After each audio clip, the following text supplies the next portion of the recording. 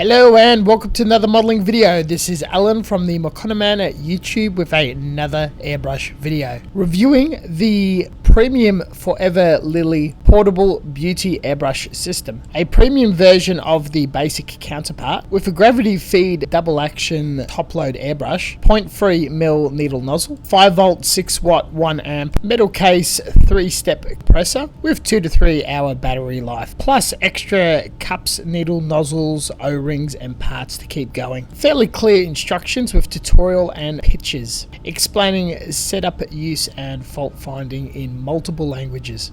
Unlike the cheap single actions, the trigger protrudes all the way to the air valve and the body is a mix of different alloys. Excluding the O-ring plug style nozzle, everything disassembles much like Olympus Hysing Iwata patent airbrush. Outside the needle guide, nut and trigger, nothing is compatible. Start off with guiding the trigger right into the air valve pass-through. It can be tricky. Then stick the nozzle tip into the output cap or nozzle crown. Screw in to clamp an airtight fit. Pinch the needle guide by the tongue and assemble with the spring and sleeve. Insert tongue first by putting it at an angle and getting it out of the trigger hole. Screw in. Very carefully guide the needle through the needle guide all the way until it hits a stop and protrudes out of the nozzle. If you hit a snag, don't force it, maybe depress the trigger. The needle tip should extrude no more than 1mm out of the nozzle. Any further and has been damaged or teared, any shallow and it's blocked. Lock the needle nut and test to see if it goes backwards and forwards.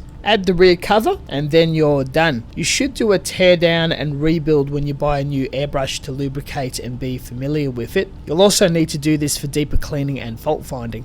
The cup is detachable and we're given two of them. First, a large clear plastic friction fit top and a small aluminium one, weirdly enough, with a threaded lid. Take care as they may contain O-rings inside. It is as easy as threading each one on. We will stick with the aluminium one as it's easy to clean.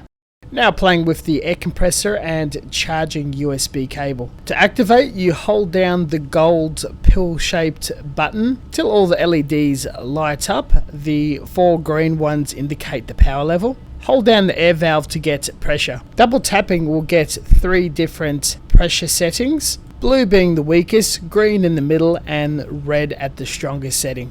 When charging is required, plug in the USB cable and stick into a phone charger, power bank or computer USB port. Unfortunately, the compressor cannot be operated when charging. To set up, thread the airbrush onto the air valve. Pressing the trigger will activate the air compressor. Then turn on. Here's a pressure and noise test for your reference.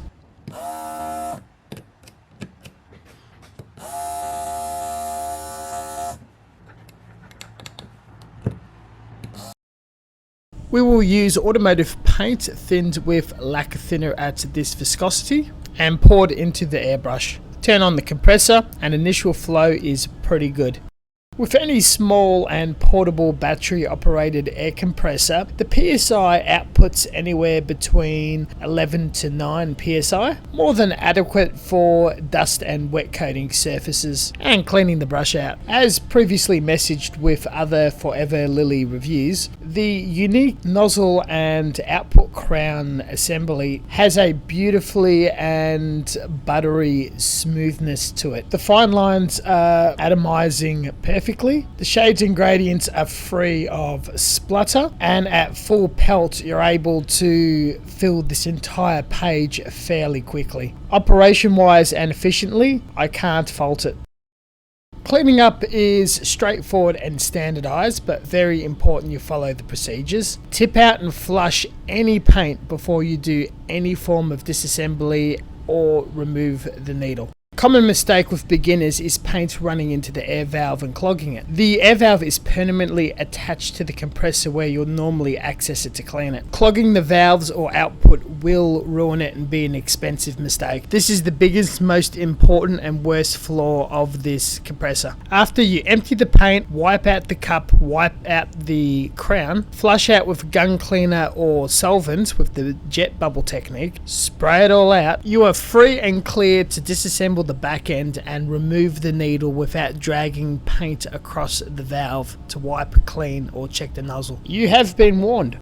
Otherwise, this is a fantastic set and would recommend it to beginners and advanced modelers alike. Spending the extra $20 or so is worth it over the cheapest model. Still not as good as the APR aluminium set, though far smoother and finer. That concludes the review and tutorial. Thank you very much, and as always, until next time, stay tuned for further content. We'll catch you guys next time. See you later.